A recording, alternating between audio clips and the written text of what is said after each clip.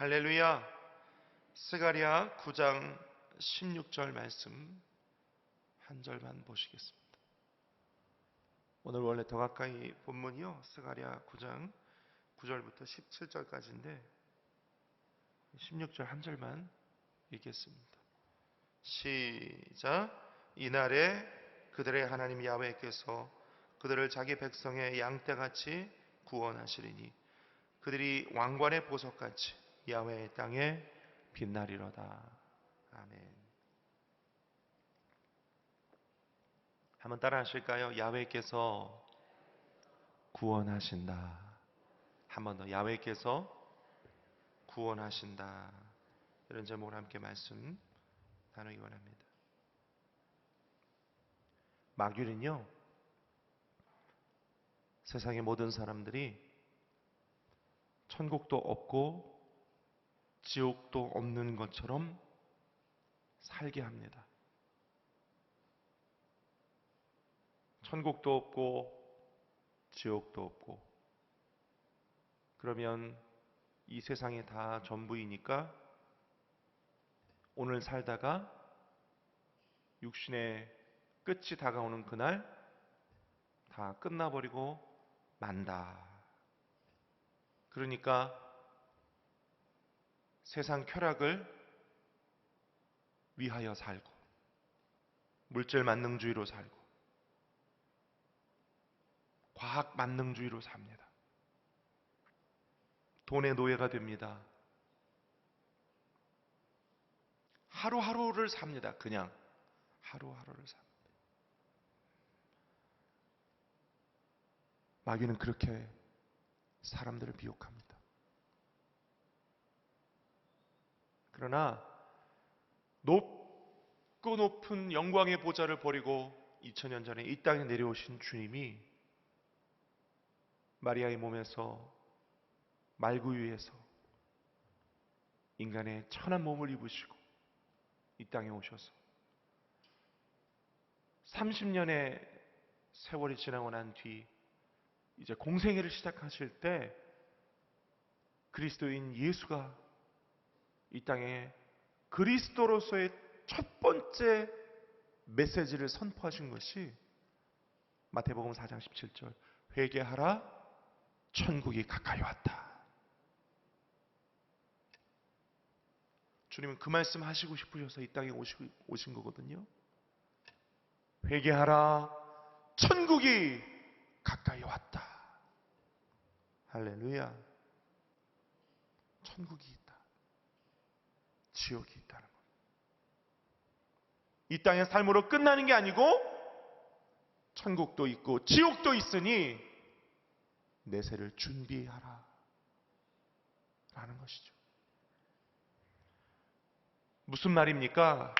이 땅의 삶이 끝이 아니고 내세를 준비해야 된다는 거예요. 우리는 육신의 몸을 입고 이 땅에 살면서 때로 죄짓고 불의하고 추악하고 더럽습니다. 하지만 회개를 통하여 하나님 앞에 나아가고 정함을 받고 구원을 받았어. 무엇을 받아서요? 뭘 받아요? 구원을 받았어. 우리가 종국적으로 가야 할 우리의 본향집, 천국으로 가는 한 걸음 한 걸음 한 걸음이 이 땅에서 우리의 신앙생활인 줄로 믿습니다. 구원을 받아야 하고 또 이미 구원을 받은 백성으로서의 삶을 사는 것이 오늘 저와 여러분이죠. 예수 믿고 구원받자. 이게 기독교 신앙의 전부입니다. 다른 게 있나요? 예수 믿고 구원받아. 그래서 우리 인간은요, 구원받아야 할 존재예요.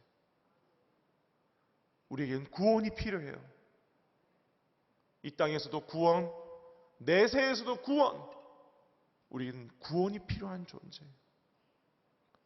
동의하시면 아멘 하십시오. 저 여러분이 계속 더 가까이를 통해서 스가랴 본문 말씀을 가지고 목사님들이 말씀을 나누실 거예요. 스가랴 시대에도요, 이스라엘에게 구원이 필요했어요. 하나님이 채찍을 드셨어요. 메대와 바사 바벨론을 통해서 하나님 채찍을 드셨어요. 하지만 그것이 끝이 아니죠. 주님은 선지자들을 통하여 구원의 메시지를 선포하여 주셨어요. 스가랴서가 계속 그걸 말하고 있지 않습니까? 이스라엘에게 행하신 하나님의 구원. 할렐루야. 오늘 그 하나님의 구원의 메시지는 우리도 필요합니다. 동의하십니까? 여러분 필요 없으세요? 이스라엘을 향하신 하나님의 구원의 메시지, 오늘 이 땅을 살고 있는 우리에게도 필요해요. 우리도 구원이 필요해요. 병에서 구원이 필요합니다. 저주에서 구원이 필요합니다. 절망에서 구원이 필요해요. 낙심, 심지어는요, 끊임없이 우리 자신을 괴롭히는 나 자신의 문제, 그것으로부터 우리 스스로 구원하지 못하니 하나님의 구원이 필요한 것입니다. 오늘 이 자리에 계신 저 여러분들이 다 하나님의 구원의 손길을 바라보며 이 자리에 나오신 줄로 믿습니다. 그런데 오늘 스가랴 9장이 그 구원의 메시지를 우리에게 주고 계세요. 오늘 스가랴 9장 16절만 읽었는데요, 16절을 다시 보니까 이날에 그들의 하나님 야훼께서 그들을 자기 백성의 양떼같이 뭐 하시리니? 구원하신다고 기록되어 있어요. 구원을 베푸시는 하나님의 메시지 살펴보기 원합니다. 첫째, 우리를 양떼와 같이 구원하신다. 성경은 말하고 있어요.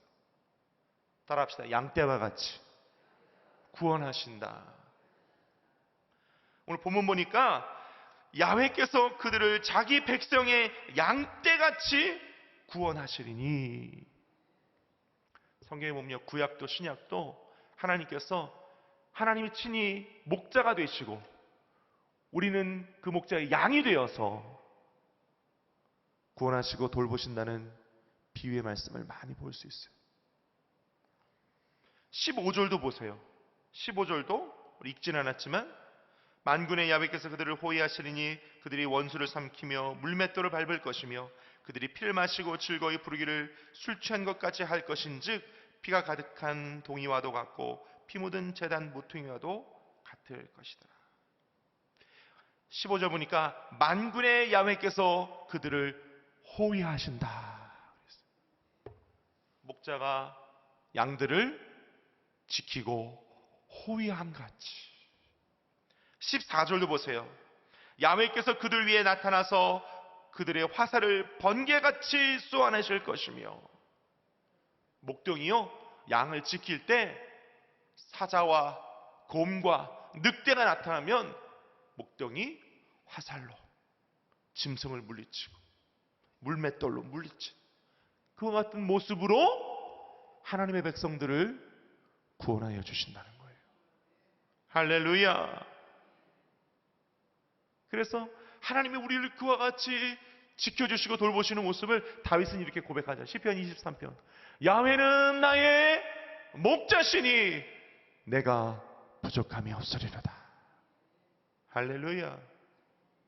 주는 나를 기르시는 목자, 나는 주님의 귀한 어린 양, 푸른 풀밭 맑은 시냇 물가로 나를 늘 인도하여 주신다. 주는 나의 귀한 목자, 나는 주의 어린 양, 철을 따라 꼴을 먹여주시니 내게 부족함 전혀 없어라. 할렐루야. 여러분, 이 구원의 메시지는요, 내세 천국뿐 아니라 이 땅에 사는 우리에게도 주님은 우리를 양떼와 같이 지켜주시고 돌보아 주시고 호위해 주시고 악한 것들을 물리쳐 주시고 품어주시는 줄로 믿습니다. 하나님께서 스가랴 시대에 이스라엘에게 그렇게 말씀하신 것 같이 오늘 우리에게도 말씀하고 계세요. 내가 널 지켜주겠다, 보호해주겠다, 안위해주겠다. 아멘이 별로 없으신 거 보면 하나님의 이와 같은 보호와 안위가 별로 필요 없으신 것 같아요. 내가 너를 지켜주겠다, 호위해주겠다, 보호해주겠다, 오늘 우리에게 말씀하고 계세요. 얼마나 감사합니까? 할렐루야. 두 번째, 하나님께서 스가랴 시대에도 구원을 베풀어 주실 왕을 보내어 주신다고 말씀하고 있어요. 9절 보세요. 우리 읽진 않았지만 오늘 본문 중에 하나예요. 9절 함께 읽겠습니다. 스가랴 9장 9절 시작. 시온에 따라 크게 기뻐할지어다, 예루살렘에 따라 즐거이 부를지어다. 보라, 내 왕이 내게 임하시나니 그는 공의로우시며 구원을 베푸시며 겸손하여서 나귀를 타시나니 나귀의 작은 것 곧 나귀 새끼니라. 여러분, 이런 얘기 들어보셨죠? 목사님들이 말씀하시는 거, 신약에 계신 예수 그리스도 구약에도 나타나시고 볼 수 있다. 신학적으로 조금 유식한 말입니다. 구속사적 관점으로 성경을 보면 구약에도 예수 그리스도가 계신다고 했는데요, 오늘 본문이 그런 내용이에요. 하나님께서 이스라엘 백성들에게 내가 구원을 베풀 왕을 보내주겠다. 그 왕의 모습이에요. 9절에 보니까 시온에 따라 기뻐하라, 예루살렘에 따라 즐거이 부를지어다. 보라, 내 왕이 너에게 나타나시니 그는 공의롭고 구원을 베풀며 겸손한데 나귀를 타고 나타난다. 작은 나귀. 약 800년 뒤에 스가랴를 통하여 예언하셨던 이 말씀이 그대로 예루살렘의 호산나 찬송 가운데 입성하시는 예수 그리스도. 뭘 타고 입성하셨나요? 나귀를 타고 입성하신 예수 그리스도로 그대로 실현되어져. 오늘 그 나귀 타신 예수님, 구원을 베푸실 예수님이 우리에게도 오십니다. 오셨습니다. 할렐루야.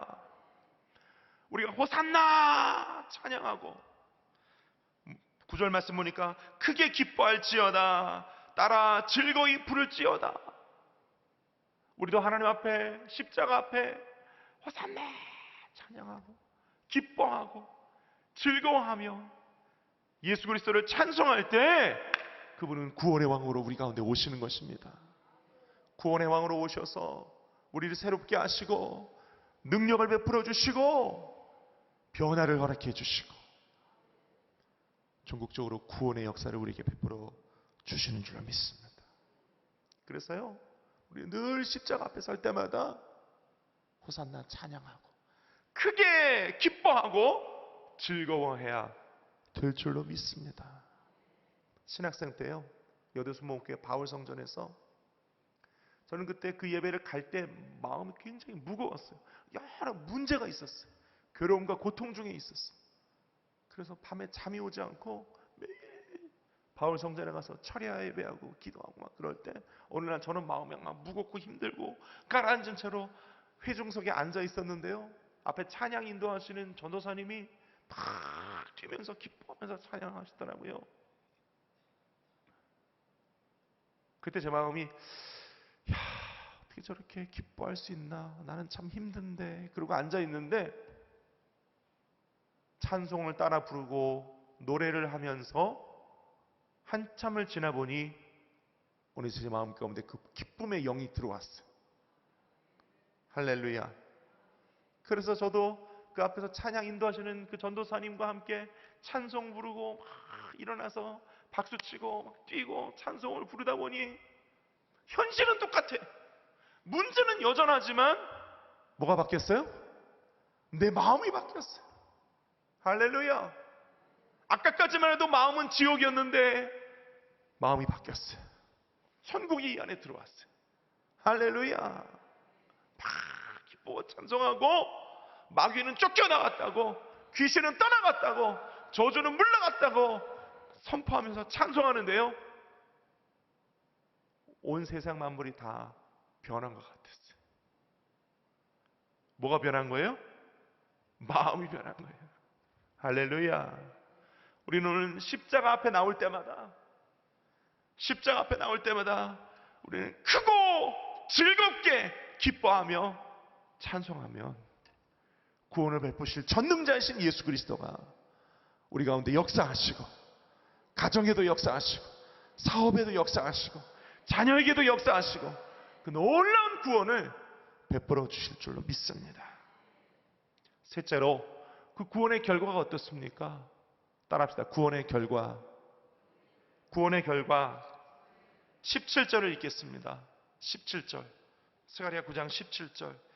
우리 한번 크게 읽어볼까요? 시작. 그의 형통함과 그의 아름다움이 어찌 그리 큰지 곡식은 청년을, 새 포도주는 처녀를 강건하게 하리라. 스가랴서 9장에 주님께서 스가랴의 입술을 통하여 선포하실 그 구원의 왕이 오시면 그의 형통함과 그의 아름다움이 어찌 그리 큰지 구원의 왕을 영접한 백성들은 곡식은 청년을, 새 포도주는 처녀를 강건하게 하는, 이게 무슨 뜻이냐면요, 곡식과 포도주가 얼마나 풍성한지 청년과 처녀들이 강건하게 된대요. 곡식이 많은 거예요. 포도주가 넘치는 거예요. 그래서 청년과 처녀들이요 강건하게 된대요. 번영의 모습을 기록하고 있는 거예요. 할렐루야. 구원의 결과는 이렇습니다, 여러분. 형통함과 아름다움이 임하고 곡식과 포도주가 풍요로워서 청년과 처녀들이 강건하게 되는 역사들이 그 구원의 결과로 있는 거예요. 미국의 복음주의 신학자들이요, 번영신학은 복음의 왜곡이고 변질이다, 이런 얘기를 해요. 저는 그렇게 생각 안 해요. 하나님의 축복은요, 나라와 민족을 부강하게 만들고 믿는 자들을 강건하게 만들어요. 할렐루야.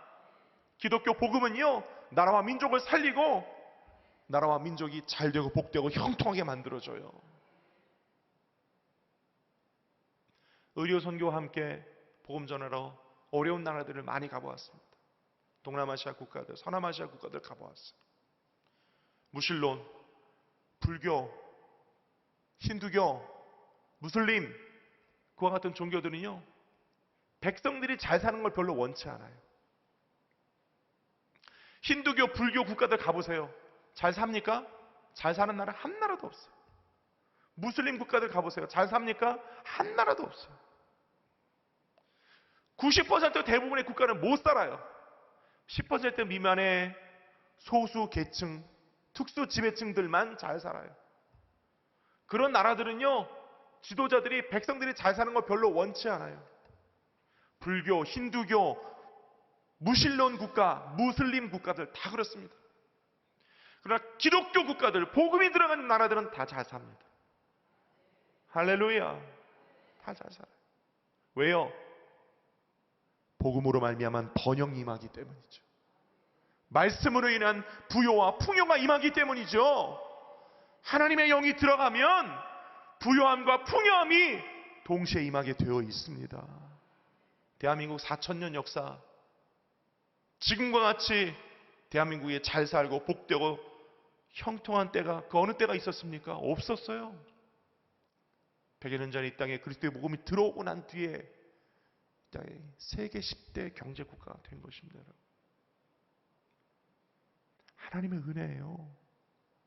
복음 때문입니다. 잊지 말아야 돼요. 할렐루야. 저는요, 하나님 말씀, 복음의 능력이 우리 안에 들어온 그 믿음 있죠. 그 믿음, 구원받은 믿음, 그것이 마음과 생각을 변화시키고 나라와 민족과 국가를 번영시킨다는 걸 알아요. 사도 바울이 에베소서에 보면 전신갑주에 관해 비교하고 있잖아요. 비유하고 있잖아요. 서서 진리의 띠를 띠고 의의 흉배 붙이고 평안의 복음의 신을 신고, 그 다음 뭐죠? 뭐예요? 믿음의 방패 갖고 구원의 투구 쓰고 성령의 공 가지면, 그랬어요. 구원의 투구라고 그랬어요. 구원을 투구에 비유했어요. 왜 투구입니까? 투구는 뭐예요? 전쟁할 때 머리를 보호하는 장비잖아요. 그렇죠? 구원은요, 마음과 생각과 머리를 변화시켜줘요. 생각이 변화되면요, 삶이 변화되어져요. 할렐루야. 생각이 변화되어지면요, 나라와 민족이 변화되어져요. 그러나 동시에 생각이 변화되어지면 나라와 민족이 망하는 경우도 있어요. 우리는 현실에서 보고 있잖아요. 아닌가요? 하나님이 이 나라와 민족을 다시 구원하여 주셔야 됩니다. 우리 마음과 생각이 다시 변화되어야 될 필요가 있어요. 이 땅과 나라와 민족은 다시 구원받아야 돼요. 저는 그렇게 봅니다. 그러기 위해서 오늘 이 새벽에 나라와 민족을 위해 기도하는 저와 되시기를 예수님의 이름으로 축원을 드립니다. 사람은요, 그 생각이 어떠함에 따라 그 사람이 그러한즉 잠언서 이렇게 하고 있잖아요.